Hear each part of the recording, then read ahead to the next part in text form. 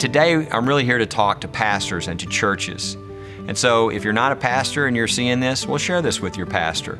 There are a lot of misconceptions that pastors have about what their rights and freedoms really are. And before I get started, let me make clear, I'm going to talk in general and get people pointed in the right direction. But if you have any sort of specific questions or legal issues, feel free to call us. That's why we're here at First Liberty. And we're happy to answer any of those questions or walk you down the line as far as what your situation is and what your rights really are. But let me start out with one that pastors suffer every year around election time, and that is pastors and churches and elections. What's the law? Can pastors talk about the issues that are being discussed in election, like the issue like an abortion or a hot button issue like immigration, or you name the issue? The answer is absolutely. Pastors have every right under the First Amendment to talk about any of those issues, and there's never been any case in the history of this country that said that pastors can't do that. They're fully protected, and so realize if you're feeling any inhibition from talking about the issues of the day, you're totally protected, and that fear is not coming because of the law. It's coming from other sources that would try to silence you, and we would never want that to happen.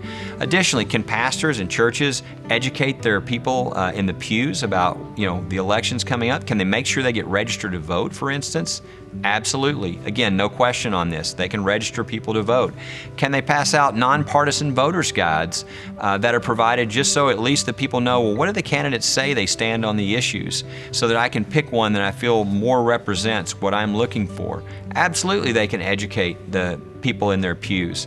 There are a number of cases on this as well, and that's exactly what pastors are supposed to do. They're supposed to equip the saints for works of service and representing Christ, and that includes in the voting booth. What about inviting the people in an election to come and speak to the church? Can they do that? Absolutely, they can do that. As long as they invite all the candidates in a race, if just one shows up, they've done exactly what they're supposed to do. And certainly the people in their church can ask questions to help understand where that candidate stands better on the issues.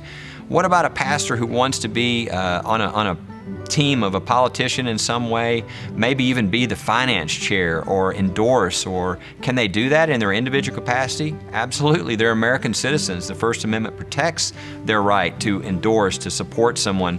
Maybe somebody in their church is running for office. Absolutely, they can be involved in their campaign. So what is the restriction? The only restriction, and this is from the IRS, it hasn't even been tested against the First Amendment. The restriction that the IRS has is they would say if you're a 501c3 organization as a church, that you can't use the organization to endorse or to be against one candidate over another. The second thing you can't do is, again, something I've never seen any church want to do, which is you can't give money to one candidate over another. So the church, for instance, could not open its church coffers and give that to one candidate above another. Again, I've never seen a church want to do that. Other ways that might occur, the church say, well, we'll give our mailing list to this candidate but not to the other candidate. So it's only the nonprofit 501c3 entity that has restrictions, and the restrictions that are there are things that really I've never seen any church or pastor want to do anyway. The things they want to do: educate their members, speak to the issues biblically, register people to vote, maybe even invite people to speak at their church, are things that are totally protected under the Constitution, and every pastor and every church is free to do so.